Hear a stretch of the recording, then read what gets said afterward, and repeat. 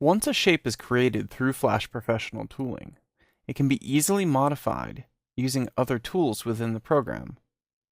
This lesson explores some of the possibilities when modifying these shape objects. So here I have a blank document, and it's basically just a stage with really nothing else going on. I've chosen the Polystar tool here, and I'm going to just draw out a basic star shape. Just like that. And if I choose the selection tool and double click on there, we can see that it is indeed a basic shape. So a number of different ways to modify this would be things like using the selection tool to perhaps hover over these paths, over the strokes, and just sort of pinch them in a little bit to make the star just a little sharper looking. So this is one of the more direct ways of modifying shape elements. Another way is to go in and we can actually choose from the Modify menu. We can have this shape and we can do things like smooth or straighten. And there's also advanced smooth and straighten. We also have an option to optimize here. There's convert lines to fills, expand fills, and soften fill edges. So let's have a look at some of these. We'll choose smooth first. And you can see that smooth in this case actually kind of took things apart. If I use my subselection tool and I highlight all of the different anchor points along these paths, we'll be able to see how things differ. So let's undo and select everything again. So you can see that right now we've got very few anchor points, but as soon as we go through, and I'm going to have to use my selection tool to do this. Subselection isn't going to do it, so modify, shape, smooth, and then switch to my subselection tool again. You can really see a difference between the number of anchor points that are actually rendered here. If we go back, we can have a look at straighten. So you see that straighten almost tries to make these lines straight again. So really trying to turn back what we just did when we sort of pushed and prodded all these different paths. We'll undo again. And the undo shortcut is Control-Z on a Windows machine. If you want to undo through the menu up here, or if you want to see what the shortcut is for your particular operating system, you can do so through this Edit menu. But back to our object here. Let's have a look at Advanced Smooth.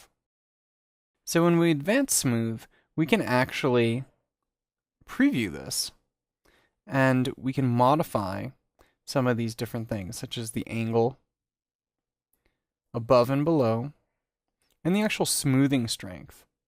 So you can see as the smoothing strength goes up, it really makes an effect upon our object.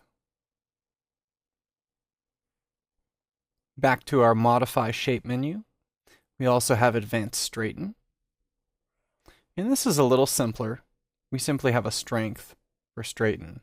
So you see here, if I pop this back to 100, it actually straightens out all those curves we made and creates our nice straight star again. The nice things about those advanced dialogues is they do have that preview feature. Let's choose Optimize this time. So you can see here it really hasn't done anything at all. So that tells us that really this object is pretty well optimized already. What Optimize will normally do is try to remove anchor points where it can, but still retain any of the curves that we have on our object. Going back to Modify Shape, we can also convert our lines or our strokes to fills. We can expand fill or soften fill edges. So for this, let's just actually select our stroke here, our line, and go Modify, Shape, Convert Lines to Fills. And we can see that, yes, indeed, these are fills now.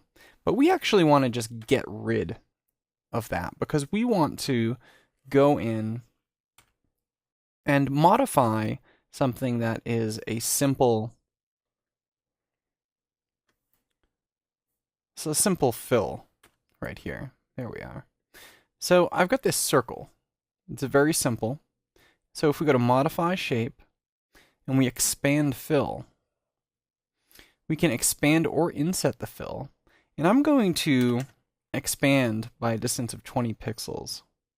And you can see that simply makes the whole thing expand outwards 20 pixels. It's more useful when you're dealing with more complex objects, but this is a good way to illustrate exactly what it does. If we go into Modify again, we can actually soften fill edges.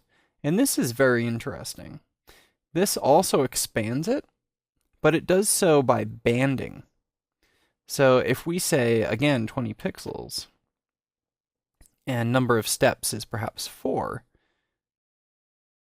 you can see that we actually have this banding going on. And if we actually zoom in here and have a look at these edges, we can see each particular little band. And these are not strokes, these are fills. So we can get that sort of effect from there. If I choose my subselection tool, we can see all the different points on here. The last way that I'm going to demonstrate actually modifying shapes is actually using the subselection tool to simply grab anchor points and move them around, just like this. You can grab anchor points, you can grab the handles, and it's really quite flexible how we can actually do this.